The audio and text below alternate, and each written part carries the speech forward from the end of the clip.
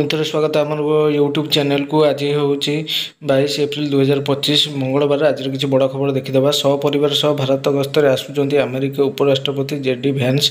समग्र विश्व में टैरिफ वार जारी रही मध्य जेडी भ्यान्स को भारत गस्त अत्यंत गुरुत्वपूर्ण बोली विवेचना कर जेडी भ्यान्स 21 एप्रिल विलंबर राति जयपुर में पहुंचे। 24 एप्रिल सकाଳେ पुनर्बार एठार वाशिंगटन फेरीजे। यह जयपुर में युद्धकालीन भित्ति प्रस्तुति चली। भ्यान्स एप्रिल 22 तारिख में सकाळे परिवार सहित अमर पैलेस परिदर्शन करेंगे, जो से 1.5 घंटा पैलेस रे। 22 एप्रिल अमर पैलेस पहुंचा पर राजस्थानी परंपरा अनुसार स्वागत करा जिवो। परवर्ती बड़ खबर, ख्रीष्टियान धर्मगुरु पोप फ्रांसिस आज भैटिकन सिटी रे देहांत हो जाएगी। भैटिकन अनुसार पोप आज स्थानीय समय सकाळ 7:35 शेष निश्वास त्याग कर। पोप फ्रांसिस इतिहास प्रथम लैटिन अमेरिका पोप थिले। से दीर्घ दिन धरी असुस्थ थे। फ्रांसिस निमोनिया होगा पर संप्रति हॉस्पिटल भर्ती कराइला।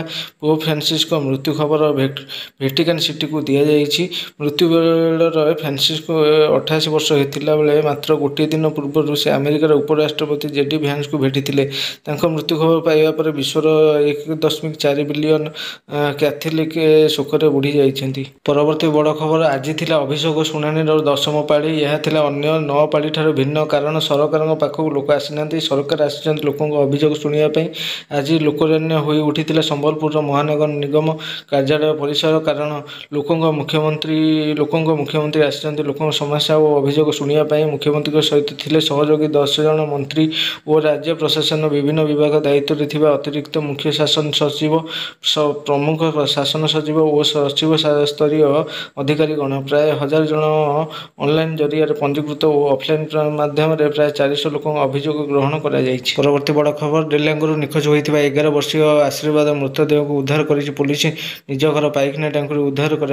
मृतदेह गत 15 तारिख निखोज थी बेले आज अर्थात 21 तारिख सोमवार दिन मृतदेह को उद्धार कर।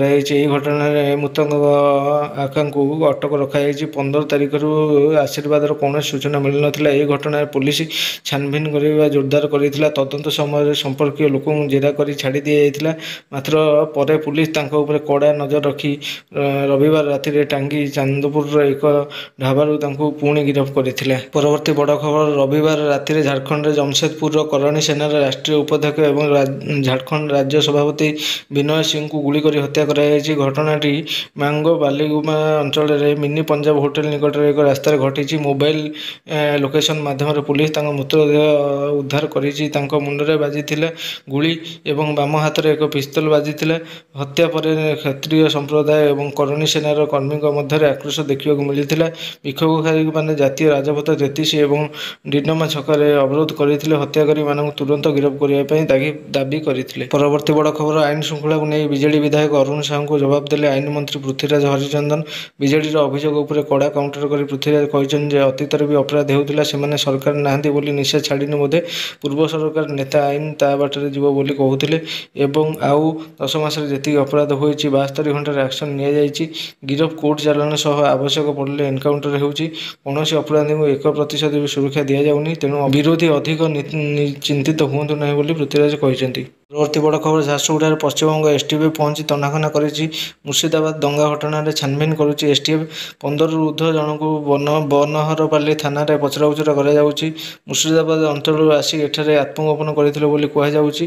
दंगा जनित हत्याकांड संपृक्त अभियोग से जेरा करुच्ची एसटीएफ। परवर्ती बड़ खबर, वार्षिक चुक्ति तालिका जारी कर बीसीसीआई। ए+ कैटेगोरी रोहित शर्मा, विराट कोहली, बुमरा और ए category Siraj, KL Rahul, Gill, Hardik Pandya, Mohammad Shami, Rishabh Pant. सेपरी B category Surya Kumar, Kuldeep Yadav, अक्षर पटेल, श्रेयस अय्यर, ईशान किशन, यशस्वी जायसवाल, श्रेयस अय्यर आज सामिल थिबार सूचना मिली। परवर्ती बड़ खबर, राज्य में आईन श्रृंखला परिस्थिति एक प्रकार विपर्यस्त हो पड़ी। कथा कथा फुटुची गुली उड़ू गड़ुची मुंड के भी शत्रुता को नहीं गुलिकांड घटुची तो आउ के पूर्व शत्रुता युवकों को संघबद्ध आक्रमण।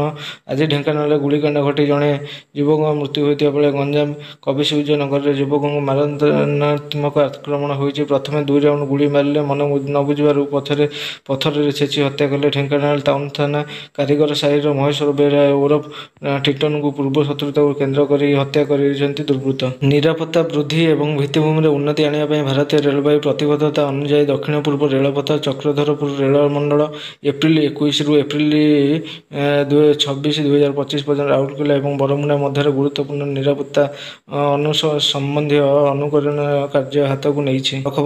ଅମରନାଥ ଯାତ୍ରା 2025ର ଡେଟ୍ ଶ୍ରଦ୍ଧାଳୁଙ୍କ ପାଇଁ ଖୁସି ଖବର। 3 ଜୁଲାଇରୁ ଆରମ୍ଭ ହେବାକୁ ଯାଉଛି ଅମରନାଥ ଯାତ୍ରା।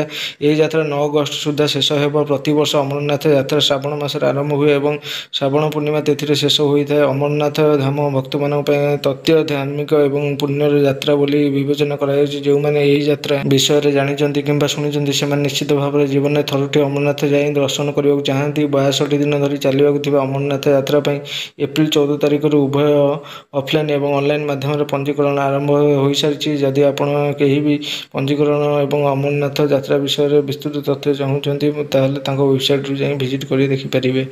ତେବେ ଆଜିର ଥିଲା ଏହା ନ୍ୟୁଜ୍ ବୁଲେଟିନ୍। ଆମର ୟୁଟ୍ୟୁବ୍ ଚ୍ୟାନେଲକୁ ସବସ୍କ୍ରାଇବ୍ କରନ୍ତୁ ସବୁଦିନ ନୂଆ ନୂଆ ନ୍ୟୁଜ୍ ପାଇବା ପାଇଁ।